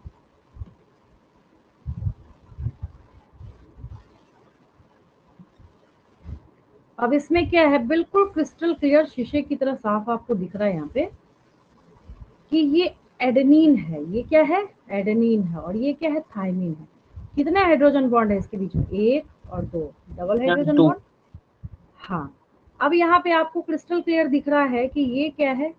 गुआनिन है, और ये क्या है? साइटोसिन है। तो इनके 3 बीच में कितना हाइड्रोजन हाइड्रोजन बॉन्ड्स। बॉन्ड है? 1 2 और 3। तो इस तरीके से क्या होते हैं, लिंक होते हैं। लेकिन जब हम स्टैंड्स को बनाते हैं तो ऐसे दो तीन करेंगे तो दिक्कत हो जाएगी ना। आगे जाके इस पे बहुत सारे हमें ऐसे क्वेश्चंस करने हैं जहाँ पे सिर्फ हमें जो है वो नंबर निकालना है, या फिर हमें ये देखना है कि एडेनिन है उसके सामने, जैसे मैंने एक आपको चेन दे दिया, मैंने बोला कि ये सीरीज है तो इसका दूसरा चेन बनाइए डीएनए का। तो एटीजीसी एटीजीसी एटीजीसी अगर आप देख रहे हैं तो उसके पैरेलल में क्या कीजिएगा, चलाते जाइएगा वहां पे टीएससीजी टीएससीजी टीएससीजी, है ना। तो मोस्टली क्या होता है, जब हम जल्दबाजी में लिखते हैं तो एक लाइन देके भी काम चला देते हैं। लेकिन अगर आपसे पूछा गया कि कितने हाइड्रोजन बॉन्ड्स जो है वो एडेनिन और थाइमिन के बीच में है, तब आपको वहां पे लिखना पड़ेगा डबल हाइड्रोजन बॉन्ड। और साइटोसिन और गुआनिन के बारे में अगर आपसे पूछा जाता तो वहां पे आपको ट्रिपल। लिखना पड़ेगा, हाँ, ट्रिपल हाइड्रोजन बॉन्ड यहाँ पे प्रेजेंट होता है। ठीक है, अब हम लोग यहाँ पे शुगर के बारे में बात करते हैं। ये तो रही बॉन्डिंग की बात। ठीक है, अब जब हम शुगर देखेंगे डीएनए आरएनए का दोनों, तो ये भी डिफर करेगा। शुगर भी जो है यहाँ पे वेरी करता है इनका। ठीक है, डीएनए को यहीं रहने देते हैं, इसके आगे बढ़ते हैं। अब ये स्ट्रक्चर आया आपको थोड़ा थोड़ा समझ में, है ना, जो यहाँ पे ऐसे यस कनेक्टेड मैम। है ये। ठीक है, और भी अभी बहुत सारी गुत्थी खुलनी बाकी है। अभी तो आपने बस ये सीखा है नाइट्रोजनस बेस सामने सामने hydrogen bond hydrogen bond hydrogen bond बना के बैठे हुए हैं। अब एक क्वेश्चन और बाकी है अभी, जो आपके दिमाग में चल रहा होगा, हो सकता है नहीं चल रहा होगा, तभी मैं बता दूंगी आपको। आखिर ये शुगर फॉस्फेट कैसे होते हैं? तो देखिए, कभी भी अगर डीएनए का कोई भी स्ट्रैंड स्ट्रक्चर कहीं बना है तो वहां पे हमेशा लिखा जाता है शुगर फॉस्फेट बैकबोन। ये शुगर और फॉस्फेट मिलके क्या करते हैं, बैकबोन बनाने का काम करते हैं। जो डीएनए का स्ट्रैंड यहाँ पे चल रहा होता है ना, और इसको एंटी पैरेलल बोलते हैं। हम क्या बोलते हैं? Anti parallel. एंटी पैरेलल क्यों बोलते हैं उसका रीजन भी हम लोग देखेंगे। बट जब हम डीएनए और आरएनए में दोनों में शुगर शुगर और देखने का फॉस्फेट काम करते हैं। एंटी पैरेलल होता है। हाँ, दोनों स्ट्रैंड एंटी पैरेलल होते हैं, एंटी पैरेलल। थोड़ा सा एक डेमो तो आप देख सकते हैं, बट ज्यादा डिटेलिंग जो है, मैम क्योंकि आपकी मतलब किताब में ऑपोजिट साफ साफ, डायरेक्शन में होता है। हाँ, अपोजिट डायरेक्शन में होगा। चलेगा पैरेलल, एक ऊपर जाएगा तो दूसरा नीचे जाएगा, एक लेफ्ट जाएगा दूसरा राइट जाएगा, सारा गेम ही इसी का चलता है ना। डीएनए में खासियत क्या है, इसका जो पूरा और गेम है मैम वो वो उसी को। बाहर में प्रेजेंट होगा सिर्फ। बाहर मतलब? मैम वो लाइन जो आपने दिखाया उसमें। हाँ नहीं, शुगर और फॉस्फेट जो है ना, वो देखिए ना यहाँ पे क्रिस्टल क्लियर दिख रहा है, देखिए बहुत साफ, बहुत साफ। इसके बाद तो सारा कंफ्यूजन ही खत्म आपका। देखिए मैम सबसे एंटी पहली चीज, पैरेलल डीएनए स्ट्रैंड्स मतलब? फिर से बोलिए। Ma'am anti parallel DNA strands मतलब? एंटी पैरेलल मतलब वही बता रही हूँ, देखिए अब अगर आपको इस स्टैंड को देखिए ध्यान से, जैसे इसको, तो आपको दिख रहा है ना जो यहाँ पे शुगर है, इसका टिप देखिए, ट्रिक बता रही हूँ, है ना, ये कोई केमिस्ट्री नहीं पढ़ा रही मैं आपको। यहाँ देखिए, ये सबका जो है इस डायरेक्शन में चल रहा है, दिख रहा है आपको? अच्छा इधर देखिए यस थोड़ा मैम। सा, ये देखिए शुगर, ये देखिए, ये देखिए, ये देखिए, ये देखिए, मतलब एक अगर इधर जाएगा तो दूसरा इधर जाएगा, एंटी पैरेलल है। एक ऊपर जाएगा, दूसरा ऊपर से नीचे आएगा, एंटी पैरेलल है दोनों के दोनों। डीएनए के जो दोनों स्ट्रैंड्स है वो एंटी पैरेलल होते हैं। कैसे होते हैं? एंटी पैरेलल होते हैं। पहली बात तो आप ये उठाइए दिमाग में, ठीक है। अब देखिए, अभी तो नहीं, आगे जाके 12th क्लास में एक लाइन लिखी हुई है एनसीईआरटी की बुक में, लाइन बोल रही हूँ मैं, यहाँ पे ध्यान से समझिए। क्या क्या लिखा हुआ है सो भी सुन लीजिए। लिखा हुआ है नाइट्रोजनस बेसिस, नाइट्रोजनस बेसिस। अब यहाँ पे हर एक नाइट्रोजनस बेस को देखिए, nitrogenous bases are facing towards each other. सही में आमने सामने मुंह करके, अगर हम दो बच्चों की लाइन बना के बिठा दें, सबको बोले तुम लोग आमने सामने मुंह करके बैठो, तो फ्रंट फ्रंट में जो सबका फेस है यहाँ पे नाइट्रोजनस बेस है। तो स्टेटमेंट क्या है? In a strand of DNA nitrogenous bases are facing towards each other while sugar, ये देखिए क्या है, ये मैम वो शुगर तो है। बॉन्ड फॉर्म कर रहा है ना, हाँ ये बाइंड कर क्या है, रहा है। यहाँ पे शुगर है। तो ये जो आप बीच में एक बार बोला था ना किसी बच्चे ने, मैम फॉस्फोडाइएस्टर बॉन्ड, तो ये बॉन्ड तो वो बॉन्ड, तो मैंने वहां पे आपको डाटा भी था। मैंने बोला था कि अभी आएगा तो फिर आपको अपने आप समझ आएगा ना, आपको क्या जरूरत है रटने की। जब अभी ये टॉपिक आ रहा है तो ऑटोमेटिकली आपके दिमाग में बैठेगा। अब फिर क्या होता है, अच्छा एक चीज सोचिए, अगर हम यहाँ पे इसको हाइड्रोजन बॉन्ड से जोड़ दें, लेकिन अगर इस साइड से हम इसको सिक्योर ना करें जोड़ के इस साइड से, ये तो ऐसे भी भाग जाएगा इधर उधर, नहीं भाग जाएगा। तो हमें दूसरे साइड से भी इसको क्या करना है, जोड़ के ऐड करके सिक्योर करना है। तो होता क्या है, इन सब के बीच में फॉस्फोडाइएस्टर बॉन्ड बनता है, इसको हम फॉस्फोडाइएस्टर बॉन्ड बोलते हैं।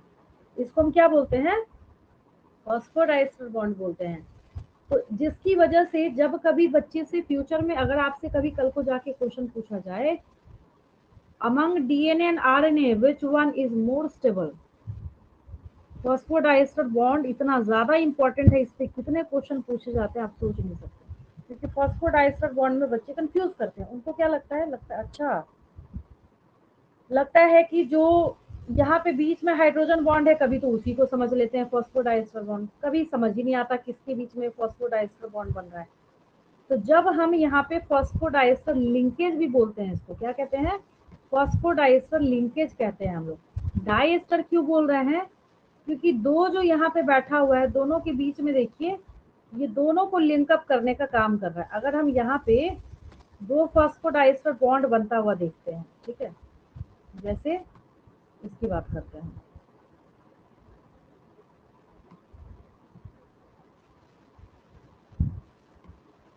देखिए एक तो आपका ये रहा, ऐसे समझिए, एक आपका ये रहा फॉस्फेट। अच्छा एक बात बताइए, अगर इस वाले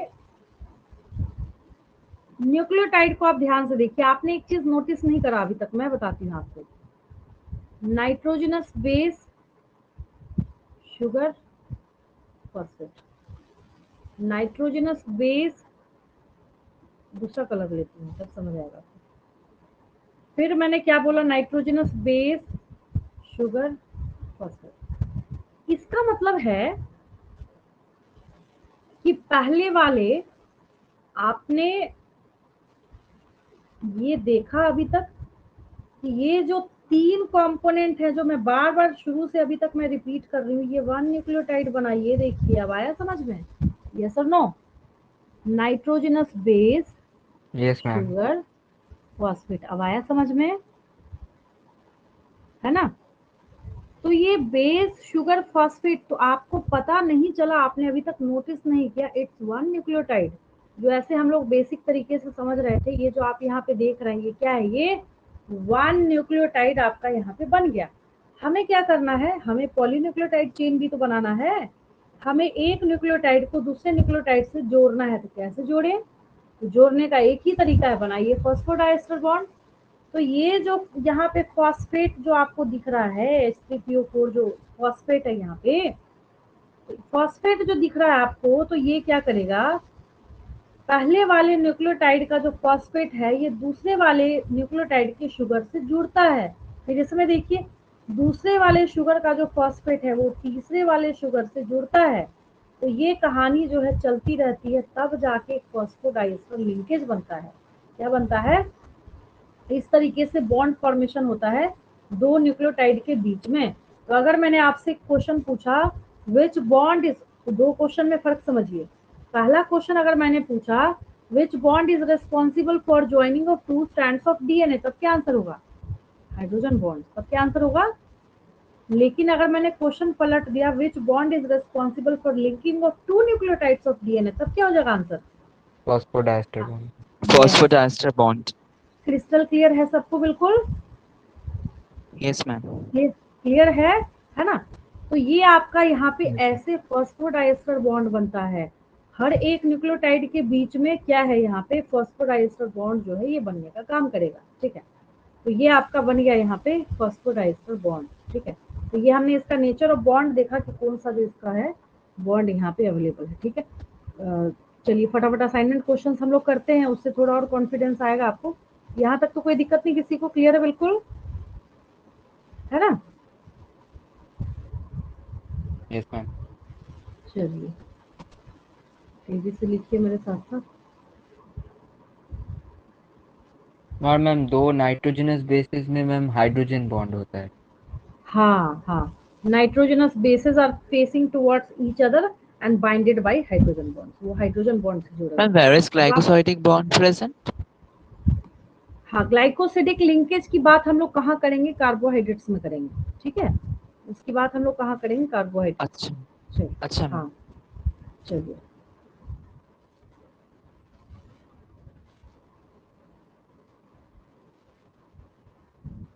फर्स्ट क्वेश्चन लिखिए यहाँ पे।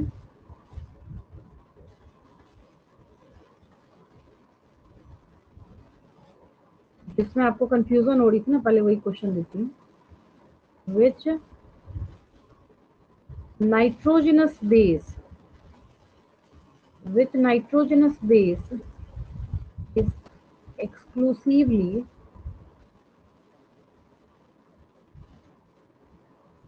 present only in DNA। अब क्या लिखेंगे, देखिए प्रेजेंट चारों होता है, ठीक है, हम एक्सक्लूसिव पूछ रहे हैं, मतलब उसमें पाया जाएगा और कहीं नहीं पाया जाएगा। तो यहाँ पे इसका आंसर हम लोग क्या लिखेंगे, क्या लिखेंगे, लिखेंगे। आई ठीक आई है, मीन यस, सेकंड क्वेश्चन मेरे साथ साथ हाथ चलाते चलिए। सेकंड क्वेश्चन हम लोग लिख रहे हैं। आपको लग रहा है आज की क्लास में बहुत कुछ सीखा आपने, मैंने बहुत कॉम्प्लिकेटेड टॉपिक को बहुत साधारण तरीके से समझाया आपको। नहीं तो आपका वीडियो लेक्चर देख देख के दिमाग खराब हो जाएगा, बट आपको कुछ समझ नहीं आएगा। बहुत सिंप्लीफाई करके मैंने आपको समझाया, मुझे नहीं लगता किसी बच्चे को आज की क्लास में कोई डाउट होगा, बिल्कुल क्रिस्टल क्लियर समझा होगा आपने। चलिए नेक्स्ट है, name the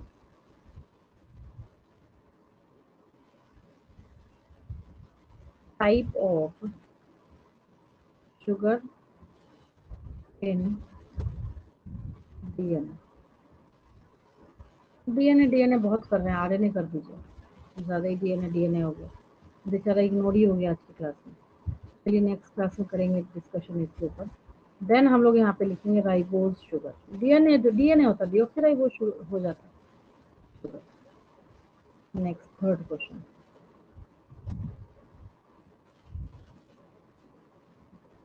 how many hydrogen bonds are present between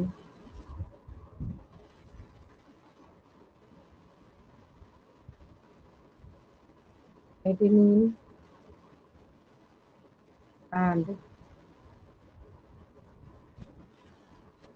M. Double. ठीक है, very good.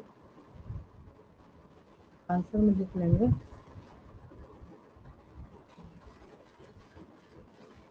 Double hydrogen bonds. चलिए नेक्स्ट पेज पे चलो, हो गया ये।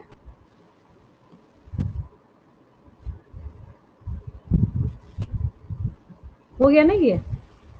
Yes ma'am. चलिए नेक्स्ट पेज पे चलिए, fourth question.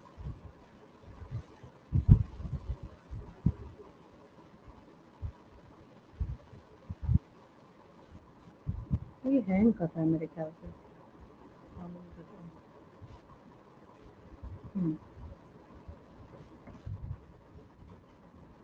How many poly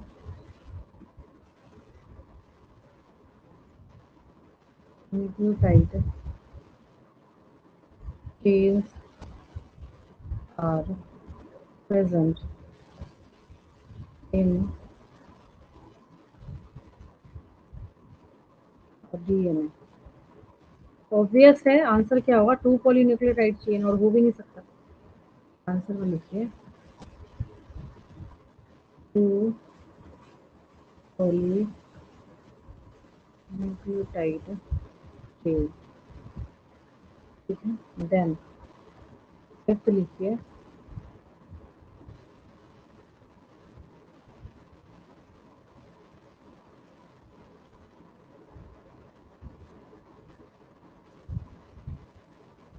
mention the names of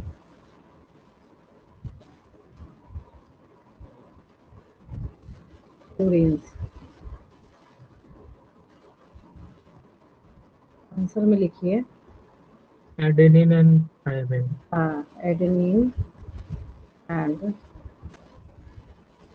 guanine।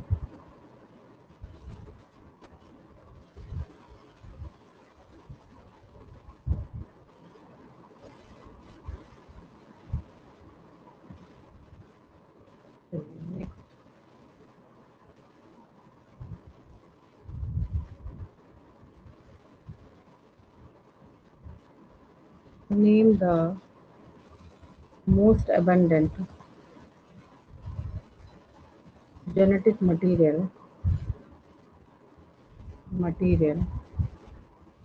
in nature।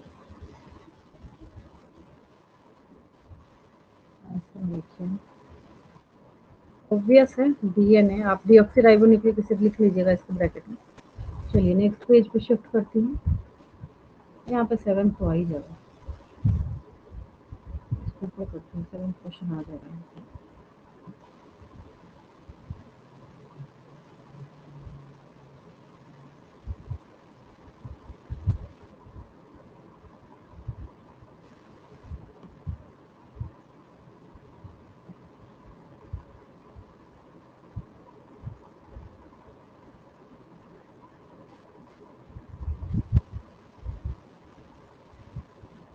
Seventh लिखते हैं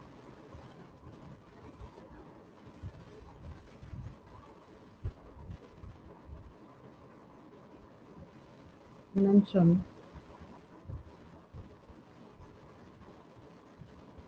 the exclusive nitrogenous base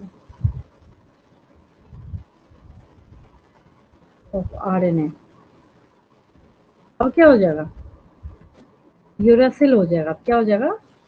uracil हो जाएगा। हाँ, आंसर में हो जाएगा URACIL, यूरासिल। ये रहा, हो गया। लिख लिया आपने सारे question yes answer? Ma'am, No, ma'am. Done.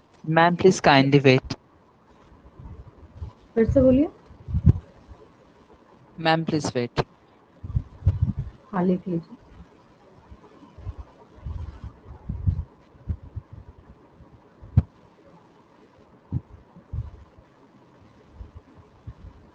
Yes, ma'am, done. चलिए ठीक है।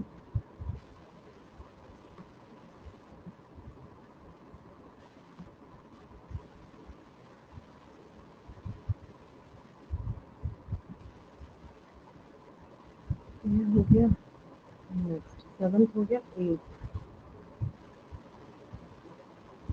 8th हो गया।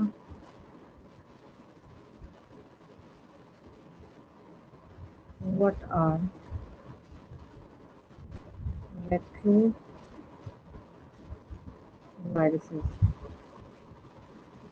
Answer is the virus Having which RNA contains, affinity. हाँ, which contains RNA as genetic material.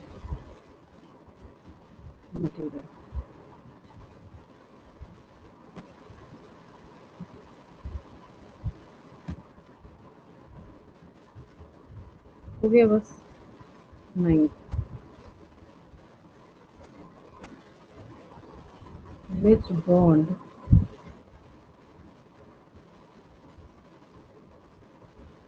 links nucleotides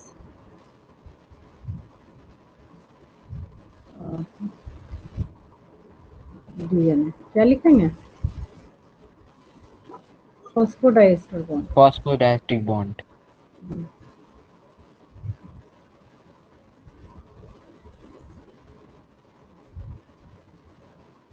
Phosphodiester bond.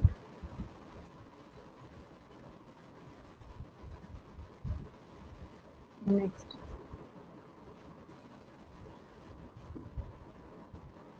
Name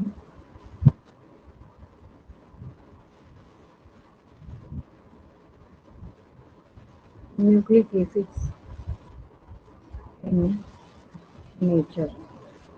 दो ही है, आप full form लिखते रहिएगा DNA and RNA. हाँ, शॉर्ट फॉर्म में लिख देते हैं DNA एंड RNA। चलिए, किसी कोई डाउट नहीं आज की क्लास में? क्रिस्टल क्लियर है बिल्कुल? Yes ma'am. क्लियर है ना? Yes, ma'am. चलिए ठीक है, वेरी गुड। मिलते हैं हम लोग अगली क्लास में। Thank you, ma'am. Good night. Thank you ma'am. Bye, ma'am. Thank you, ma'am. Good night, ma'am. Bye now.